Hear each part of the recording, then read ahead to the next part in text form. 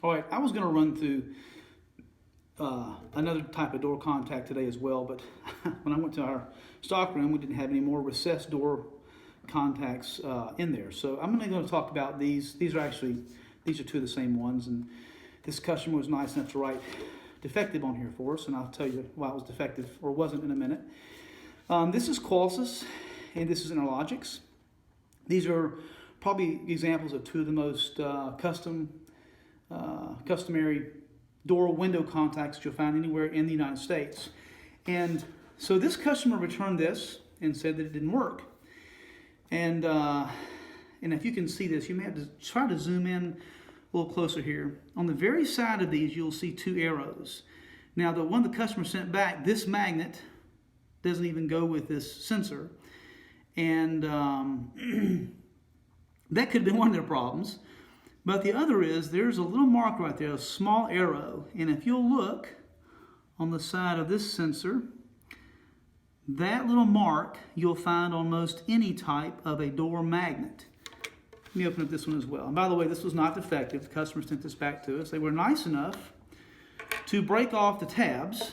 So what they did is they just didn't know what they were doing when they probably took the first one out of the box, and they broke this one and broke the tabs off to hold it together. But we sent them another one anyway. And by the way, we only make about $3 per sensor. These are not like the cheap ones that SimpliSafe and some of the other companies sell. These are actually, well, I'll explain a couple things about them in a minute, which can show you why these are kind of high dollar sensors. But if you look on this, there's a very distinct arrow there. This side does not have one. There is a difficult to see arrow on both of these. These are slightly different models. You can see one's cream and one's is white. The arrow is there. This arrow needs to point directly at that one when it can point this way, being mounted on the side of the wall or the inside trim of the door. And this can be mounted on the door. You can flip them around the other way. This can be mounted on the frame of the door, and this can be mounted on the door itself. However you do it, though, those two arrows need to be pointed at each other. And the markings are kind of hard to see. But here's a great thing. Inside of most packaging, this is what I used to do when I was a kid. I'd get a Christmas present and a toy to put together a car or a train track, and I'd throw away all the directions and just try to put it together without the directions. It was amazing that I always had parts left over. I should have learned when I was a kid to not throw away the directions.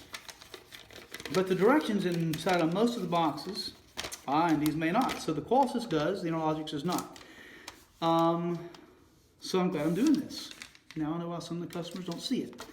You can't just arbitrarily put these sensors anywhere beside, or these magnets anywhere beside the sensors. The lines or the markings have to be lined up beside where the arrow is. If you have it down here and the arrow is up there, it won't work. You get a little closer, like middle of the way, because a lot of people think this make it look aesthetically nice. It needs to line up here. That won't work either. The markings have to line up almost exactly before these will work. Now, one other thing. Let me show you why these are a little more expensive sensors as compared to other door window sensors. They have two functions that are very, very important. This right here is called a tamper. That button right there, literally, if you were to take off, if this were in arm or disarm mode, either one, and you were to take this apart to try to bypass it or circumvent it or make it to where it wouldn't function again, that little button right there, which touches that little piece of plastic right there, is going to notify you that it has been tampered with. This also has hardwired outs, so you can use this for a number of different types of applications, including a door or a window. And if you'll notice, ours have two batteries. A lot of the cheaper systems out there just have one battery. Not only do they not last as long, but the signal strength is not as strong. So any other customers, we do take care of you. Please don't break the tabs off. Please be nice to us, because these are expensive for us. I literally think we make $3 for each one of these that we sell. And then if you have a defective one, or you think it's defective, it'd be nice if we get back the parts that match. But we still want to take care of you. But make sure that you line up the arrows. Make sure that you line up the markings.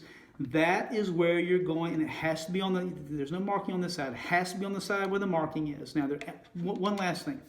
All of these have holes in order to screw them in.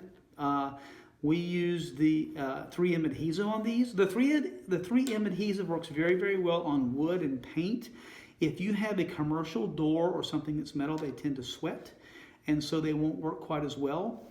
But the 3M adhesive is usually plenty fine to use. Just make sure that if you're going to cover up any of the serial numbers that you have to input into your system, make sure you write down your serial numbers first, because once they're covered up like this, you can no longer see the serial numbers and input them for any type of adds, changes, or deletes, or programming of your system. Hope this helps. Remember, come to securityallstar.com and like and subscribe.